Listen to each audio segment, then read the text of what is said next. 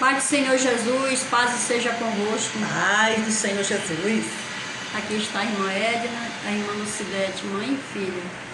Vamos falar um pouquinho da palavra do Senhor Jesus, eu e ela. Um debate, né? Na verdade. Ela é uma cantora, pregadora, missionária. Eu sou uma pequenininha. Mas vamos lá, irmã Edna. Quer deixar uma palavra aqui para meu coração, seu coração nessa tarde. Mateus capítulo 17, o texto é Jesus, Moisés e Elias. Esse texto aqui é um texto que me chama muito a minha atenção. Eu me lembro como foi que Jesus me chamou. E fala assim, no primeiro versículo 17, diz assim: 6 dias depois Jesus foi para o monte alto, levando consigo Pedro, os irmãos de Tiago e João. E ali eles viram a aparência de Jesus mudar. O seu rosto ficou brilhante como o sol, e as suas roupas ficaram brancas como a luz. Nesses 2 primeiros versículos diz que Jesus escolheu três discípulos para estar com ele no monte, para que eles acreditassem mais que Jesus era o Filho de Deus. O mais chegado, né, mãe? Os 3 discípulos mais chegados, né? Deus, ele tinha um negócio com seus discípulos, mas ele escolheu só 3, porque 3 estavam preparados.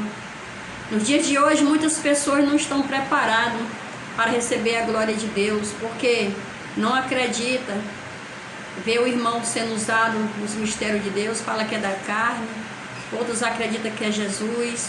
Então Deus escolheu 3 discípulos para que essa mensagem ficasse para nós nos dias de hoje, para que nós acreditemos que Jesus está no nosso meio em espírito e em verdade. Mas tem uns tomé também, né? Tem uns que só crê vendo, vai lá, mas não está crendo coisa nenhuma, só está indo lá só para curiar, né? Essa mensagem, é de Deus, lá do trono de Deus para meu coração, e eu creio no poder sobrenatural de Deus. Esses 2 versículos falam que Jesus, ele foi ao monte e lá ele foi transfigurado pelo poder de Deus. Eu me lembro que quando eu aceitei Jesus, eu me lembro que eu vi o chamado de Deus no pé do meu fogão cozinhando, e o Senhor me chamou pelo meu nome, no meu ouvido, e disse... Tá vendo só? Jesus não apelida ninguém não. Tem irmão que é o fulano de tal, é o irmão cabeça, é o fulano de tal, não sei. Jesus chama pelo nome. Pode continuar, irmão. Jesus me chamou pelo meu nome, me chamou Lucidete. Eu não sabia nem o que era a Bíblia, o que era mistério. Deus, ele é misterioso. E ele disse para mim: Lucidete, aceita o Jesus dos crentes, porque dentro de 30 dias te darei o que está no seu coração. E eu contei os dias, pedi um culto na minha casa e aceitei o meu Salvador. E hoje eu posso dizer, eu digo assim, só Deus sabe de onde ele me tirou. Aleluia, Jesus. E aquela visão ficou me perturbando muitos dias e até hoje. Hoje é que eu vim entender os mistérios de Deus na minha vida. Né, irmã Edna? É verdade, a gente precisa conhecer, né, os segredos. Muitas vezes, Senhor, nesse né? primeiro textozinho aqui, o que eu entendo, que nem todo mundo está preparado para ver a glória de Deus, mas Deus escolhe os pequenos, os humildes, para fazer a diferença no meio dos grandes. Por que eu estou falando isso?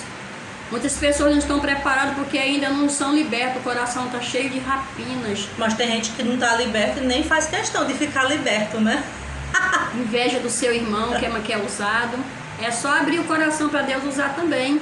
Sentir a necessidade, na verdade, de ser liberto, né? Porque uma vez que você quer conhecer os mistérios de Deus, tem desejo de se achegar mais ao Senhor, a gente também tem que sentir essa necessidade de se esvaziar de si mesmo para conseguir chegar até o trono do Senhor, né? Vamos lá, irmã Edna. Aqui no versículo 4 diz assim: então Pedro disse a Jesus: como é bom que estamos aqui, Senhor.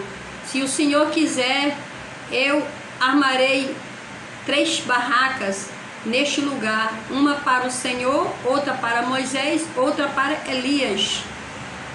E a Bíblia diz que quando Pedro, Tiago e João vir a glória de Deus sobre Jesus, aquela transfiguração tão linda, que eles acharam que Moisés estava na terra. Ele não estava entendendo. O temor foi tanto que eles conversaram com Jesus: vamos fazer três tendas, né? Uma para você, uma para João, outra para Elias, né, Edna? Isso. Mas não era bem assim. Depois, no final dessa mensagem, você vai ver e vai entender por que Jesus levou eles para o monte. E muitas vezes nós não queremos pagar preço na obra de Deus. Queremos pregar, queremos expulsar os demônios do corpo das pessoas, enfermidade. Queremos pregar, queremos evangelizar, mas não queremos ir para o monte, sabendo que Jesus, ele era do monte. Não queremos ir ao profundo com Cristo, né? Na verdade, o Senhor, ele levou os três ali para se revelar de maneira assim gloriosa, de maneira profunda, de maneira misteriosa, né? Eu vou me basear esse texto com a minha vida. Eu me lembro que quando eu saí do interior do Amazonas para Manaus, como foi que Deus usou aquele jovem para você? Eu estava no interior, como foi? Ele nem me conhecia, aquele jovem. Que a senhora estava passando um estágio, né? Na verdade, um estágio seria passar uma fase de aprendizado, né?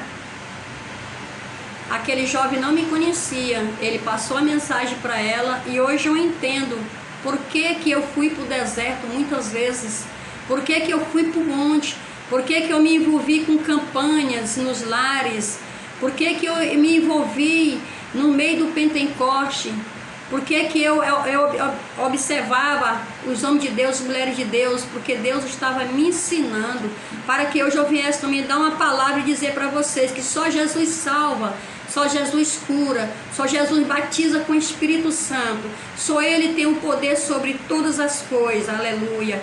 Ele quer envolver o meu coração, o seu coração, para fazer a diferença também. Nesse texto fala que Jesus levou seu discípulo para o monte, somente 3, para que hoje essa mensagem ficasse para mim e para você. Mas mãe, só uma observação. A senhora falou aí que Deus lhe levou em vários lugares para a senhora aprender com o povo de Deus. A senhora estava, na verdade, sendo discipulada, ensinada pelo Senhor. Mas eu fico observando, tem tantas pessoas que hoje aceitam Jesus, hoje, amanhã já é apóstolo, já é pastor, já é diácono. Como é que é isso? Eu não consigo entender. A pessoa não passa nenhum processo, não passa nada, já pula o degrau, tá certo isso? Por que houve muitos escândalos na obra de Deus nos dias de hoje?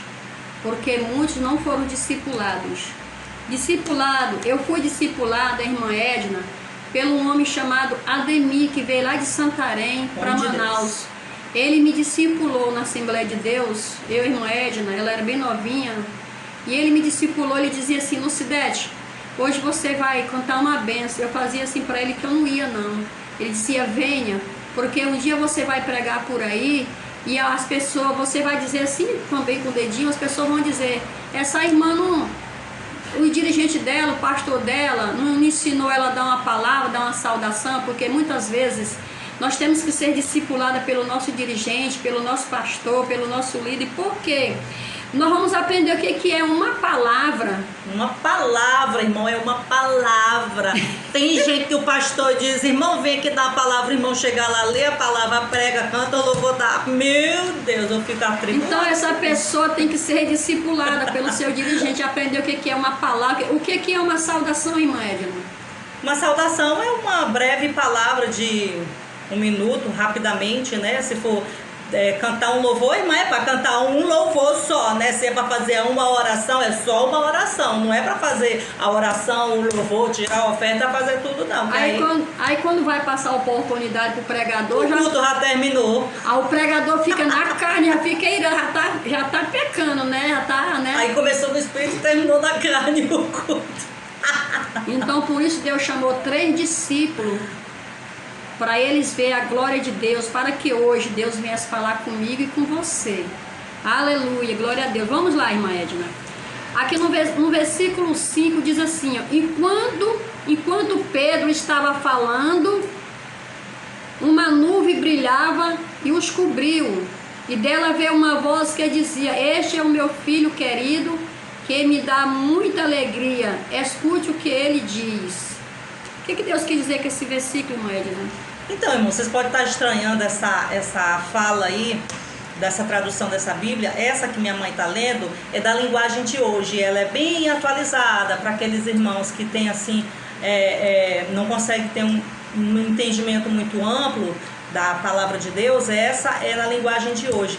Então, na verdade, ali foi um momento em que o Senhor Jesus escolheu para estar a sós com aqueles 3 discípulos, para se revelar para eles de maneira mais profunda, de maneira mais clara, de quem na verdade Jesus era, através do seu poder, né? E a Bíblia vai dizer que os discípulos ficou atônitos, ficaram pasmos, né?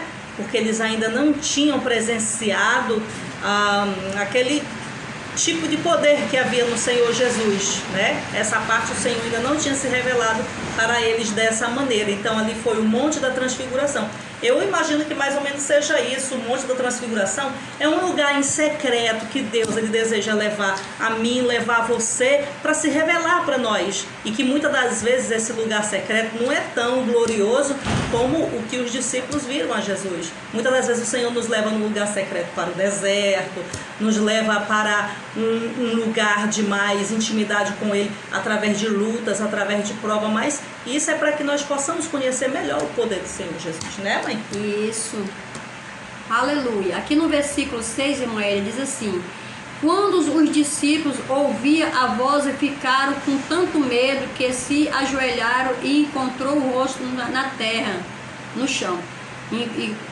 Quando os discípulos ouviram a voz e ficaram com tanto medo que se ajoelharam, encontraram o rosto no chão. Olha o temor dos discípulos. Eles não tinham costume de ver essas coisas, mas era preciso que eles vissem o poder de Deus sobre a vida de Jesus, né? Para que eles viessem testificar no tempo deles, depois que Jesus subiu para o céu, que eles viessem contar as grandezas de Jesus, dar testemunho de Jesus, né? Começar a evangelizar, começar a pregoar, ganhar muitas almas para Jesus. Então tudo isso Deus deixou para o discípulo, porque Jesus ia subir. E nos dias de hoje, essa palavra fica para nós também, porque a Bíblia diz que quando Deus falou com Sara, Deus disse assim: Sara, tu serás mãe de nações. A Bíblia diz que Sara foi mãe de nações, ela é a nossa mãe na fé, no Evangelho. Então tudo que Deus deixou escrito, tudo que Ele falou por parábola, os discípulos pregoaram também o que Jesus fez na terra, os milagres, o poder de Jesus, né? Eles evangelizavam, eles pregavam tudo que eles viam Jesus fazer. Por que Deus preparou os discípulos dessa maneira? Porque hoje também vinha um povo que era eu e você. A Bíblia é para nós saber que tudo isso aconteceu, para que nós viesse também dizer que só Jesus é o Salvador, só Ele é a nossa cura, só Ele é o médico dos médicos. Ah, mas será que Deus tem intimidade comigo para me falar essas coisas? Tem, porque Ele me ensinou e me dá sabedoria para que eu venha explanar essa palavra e dizer que Jesus fez tudo isso e só existe um Deus sobrenatural, além de tudo na terra. Ele é aquele que conhece quantos peixinhos tem no fundo do mar. Ele sabe o dia da manhã, Ele sabe o que você vai falar amanhã, Ele sabe do que você está precisando, porque Ele está no nosso meio em espírito e em verdade. É isso que a palavra está dizendo para mim e para você nesta tarde. Agora vamos lá no versículo 8, 7. Jesus veio e tocou neles e disse no seu discípulo: levanta e não tenha medo. Então eles olharam em volta e não viram ninguém a não ser Jesus. Quando Jesus estava conversando com Moisés, com Elias, os discípulos viram. E no texto fala que eles ficaram com muito temor. Pasmo, né? Com medo, né?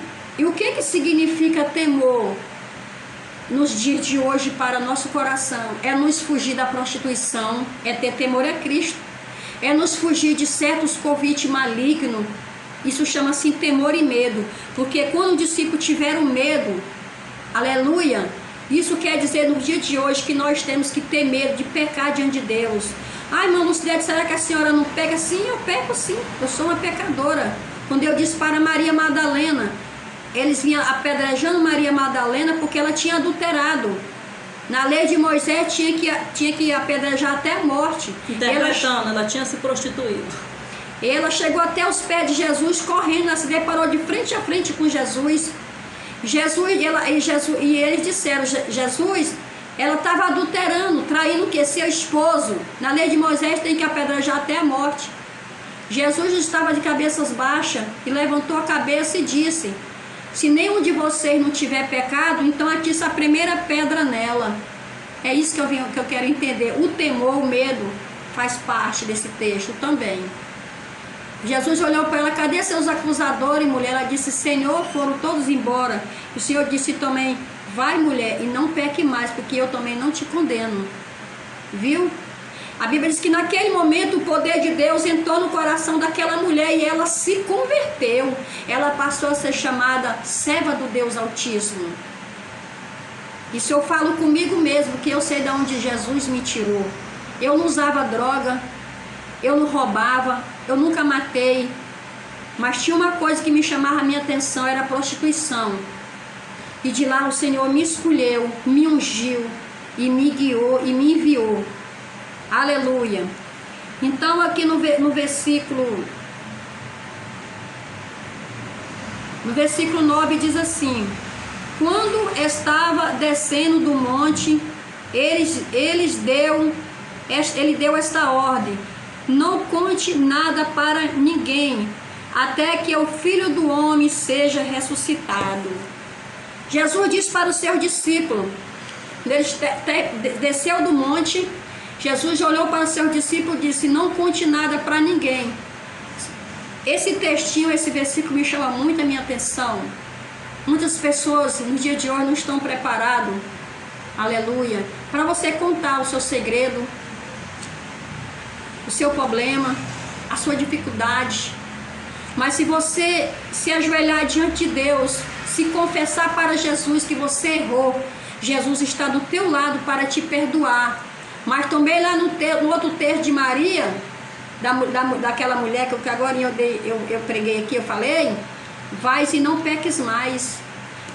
Deixa o Espírito Santo te libertar nessa tarde. Vai e não peques mais. Através da palavra do Senhor Jesus. Mas tem gente que faz a primeira vez, aí pede perdão, Jesus perdoa. Aí vai, faz de novo, e depois faz de novo, e depois fica numa vida costumeira, cometendo as mesmas coisas, cometendo os mesmos pecados a vida inteira. Irmão, chega uma hora que a gente tem que tomar um chá de simancol, né?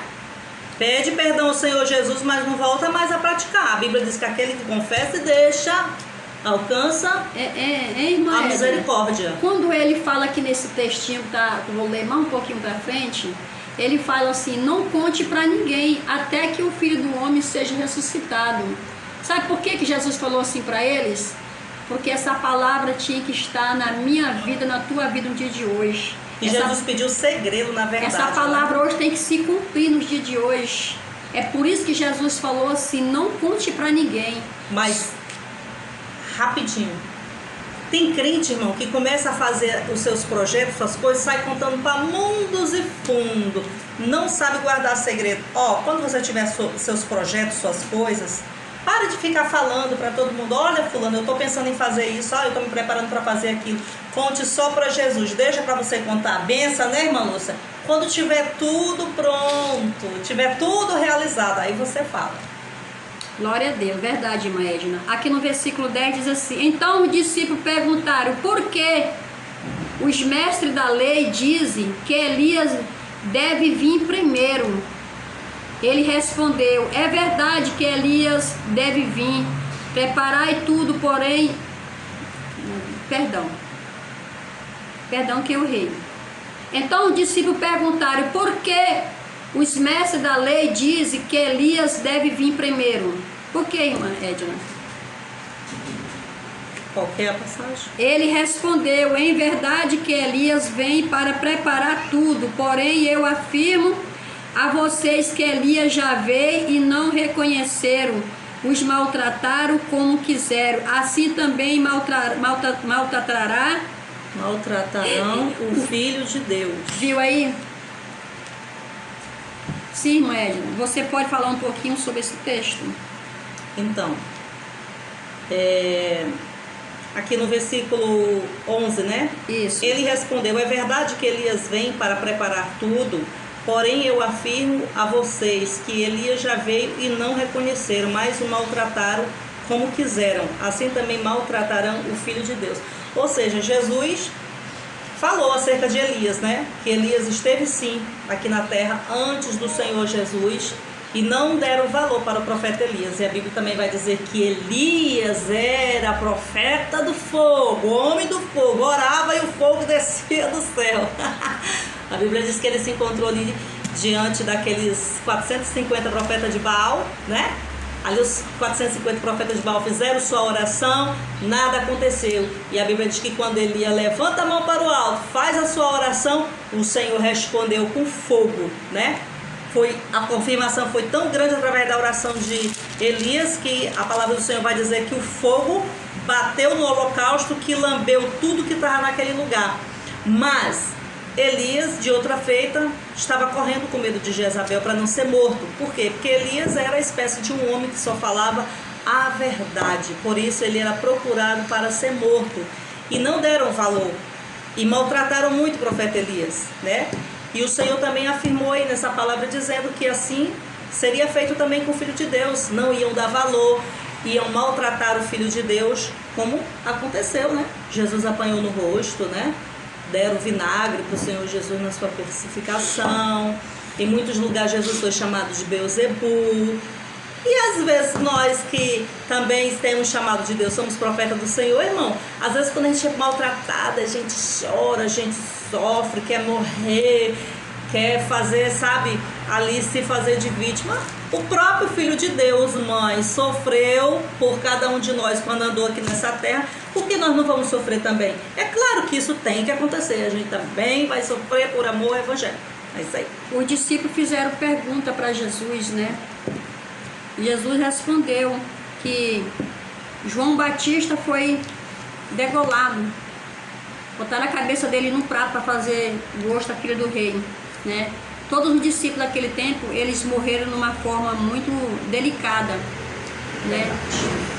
Pedro, ele sofreu muito. Moisés, ele foi jogado no deserto porque Deus permitiu, né? E aqui diz no versículo 13: então os discípulos entenderam que Jesus estava falando a respeito de João Batista. Eu gosto muito das mensagens de João Batista, porque nos dias de hoje a gente não vê mais pregações como está dentro da palavra de Deus, pregação de exortação, que fala sobre o pecado, fala como o crente deve servir a Deus, como deve andar diante de Deus. Ou a maioria de muitos que estão hoje quer servir a Deus do seu jeito, né, do meu jeito. Mas naquele grande dia lá no céu não vai entrar crente de qualquer jeito, não. Só vai entrar aqueles que fizeram a diferença na terra. Aleluia, Jesus.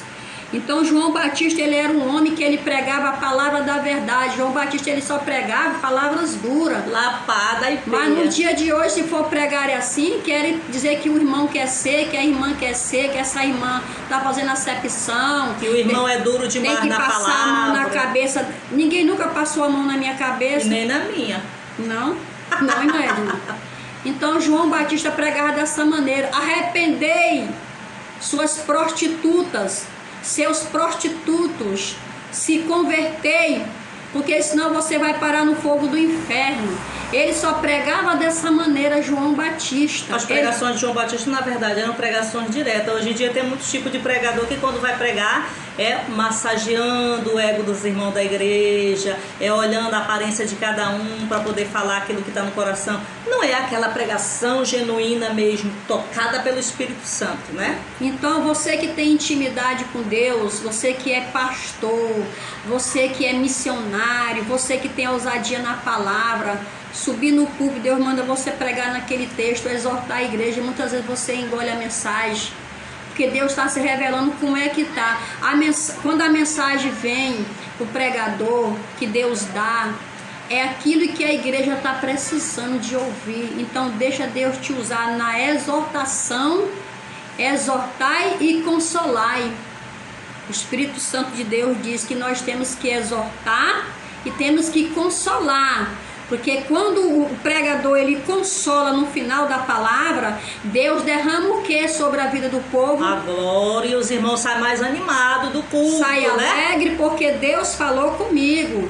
Ali sai cura divina através da palavra revelada pelo Espírito Santo de Deus. Ali sai pessoas renovadas, falam em mistério com Deus. A palavra vai cortando por dentro, vai cortando, começa lá pelo púlpito, né? E Deus começa a renovar, começa a batizar com o Espírito Santo de Deus. Ali vai saindo várias línguas estranhas. E ali Deus derrama um grande Pentecoste e todos saem saciados pelo Espírito Santo de Deus. Mas eu conheço pregador que quando chega no altar é só peia, peia, peia, peia, lapada, lapada, lapada, só exortação, exortação. Irmãos, toda pregação para ser completa tem que ter exortação, consolação e edificação. Então, nessa tarde eu quero deixar essa palavra abençoada, que o tema é Jesus, Moisés e Elias.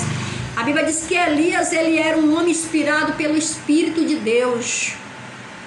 A Bíblia diz que Elias ele fazia diferença, ele andava junto com Eliseu. A Bíblia relata que quando Elias subiu na carruagem de fogo, o corpo de Elias não ficou na terra não. Ele subiu com carne e osso. Moisés também, a terra não teve o poder de comer a carne de Moisés não, nem de Elias, eles subiram. A Bíblia diz que quando Elias ele era um homem inspirado, ele não tinha medo de nada, ele pregava a palavra da verdade. Elias, Moisés. A Bíblia diz que quando Elias estava subindo na carruagem de fogo, e eu creio que nos dias de hoje Deus ainda quer fazer isso, para que o povo saiba, para que o inimigo veja que todo o poder foi dado nas mãos de Jesus. Mas mãe, me diz uma coisa, quando os discípulos desceram dali do monte da transfiguração, que aconteceu tudo aquilo, sabe o que é interessante? É que eles desceram de lá, após ter visto aquele poder sobrenatural, eles desceram de lá convictos da fé deles, e foi a partir daí que o Senhor passou a usar eles muito mais, porque a fé deles cresceu a tal ponto que houve aqueles grandes milagres através da vida de Pedro em uma das suas pregações, não tenho o número certo na mente aqui, me fugiu, mas foram muitas almas que se converteram ao Senhor Jesus. Então é importante, irmãos, quando a gente passa por uma experiência com Deus, na verdade o Senhor, Ele almeja que a gente passe a ter mais fé nele. Por isso que às vezes Ele permite a gente passar por muitos vales para poder nós ter experiências com Ele, para que a nossa fé venha a ser exercitada, trabalhada, para que a nossa fé cresça. Porque só veremos milagres, irmãos, é nos desertos. Quando tudo vai bem, você observa, ninguém quer buscar, ninguém quer adorar, ninguém quer fazer nada para Deus. Então às vezes o Senhor, Ele aperta um pouquinho o parafuso para a gente poder se acordar, se despertar e orar, jejuar. E aí é quando o Senhor começa a se revelar para a gente de maneira mais profunda, de maneira mais tremenda. E quando você sai do vale, você sai com mais convicção. Você que já teve experiência com Deus sabe do que eu estou falando. Você sai com a sua fé mais estruturada, mais fortificada. Isso é bom, não é ruim, é maravilhoso. A Bíblia relata que quando Deus falou para Sara que ela seria mãe de nações, existia um povo que andava com Jesus. Este povo está no seio de Abraão. Jesus sabia que vinha outra nação de gente que somos nós, para que nós viesse hoje meditar na palavra de Deus e saber que Jesus veio à terra, se fez homem, sangue, carne, como existiu o seu discípulo Moisés, Elias, Eliseu, né? Tudo começou por Adão e Eva. Jesus, ele é um homem muito sábio. Ele fez o mundo em 7 dias e tudo ele deixou tudo perfeito. Deus, ele deixou as coisas tão perfeitas que quando uma mulher ela é contraída do vírus do HIV, O vírus não, ela fica grávida e o vírus não passa para a criança. Veja bem a proteção de Deus, vê como Deus deixou tudo bem feito. O vírus não passa para a criança. E a mãe começa a tomar aqueles coquetel e vem até a luz e aquele bebê nasce saudável. Veja bem a proteção de Deus, como Deus fez as coisas muito bem feitas, né? Por isso que hoje existe a Bíblia, para nos ler, nos entender. É a bússola. Que existe dois caminhos, um que vai para o céu, outro que vai para o inferno. Mas o que eu entendo que nesses dois caminhos, que eu tenho que escolher o melhor para a minha vida, é aceitar Jesus, para naquele grande dia, meu nome está escrito no livro da vida. E muitos querem se divertir, tudo isso vai ficar. Eu sempre digo que nem a fome, nem a prostituição nos separará do amor de Deus. Tudo vai ficar, mas o meu espírito, o teu espírito, aleluia, vai ter que prestar conta com Deus. Ele vai perguntar de mim: Lucidete, o que tu fizeste para mim lá na terra? E Maed, o que tu fizeste para mim lá na terra, serva minha? E nós vamos dizer: Senhor, eu não fiz nada. O temor é tanto a Cristo que nós vamos dizer dessa maneira. Aleluia. Muitos querem ser o tal aqui na terra, querem ser exibido. Eu prego bem, eu falo bem, mas diante de Deus, naquele grande dia, todos vão ser igual. Né, irmã Edna? Não vai ter pastor maior do que a ovelha, não. Todos vão ser igual. Naquele grande dia, Deus vai nos julgar. Vai nos julgar o que você fez para mim. E eu vou dizer: Senhor, eu não fiz nada. Ele vai dizer: olha aquela palavra que você deu lá naquela campanha, eu renovei a minha serva, meu servo. Olha aquela prostituta que você evangelizou. Olha aquele traficante que você deu uma palavra. Olha você no público dizendo que eu sou o Salvador. Sim, filha, você fez sim. Entra para as bodas dos cordeiros. Amém. Então essa passagem aqui é a passagem que eu vou pregar hoje. Que Deus venha me dar graça. Quero deixar um coraçãozinho para você.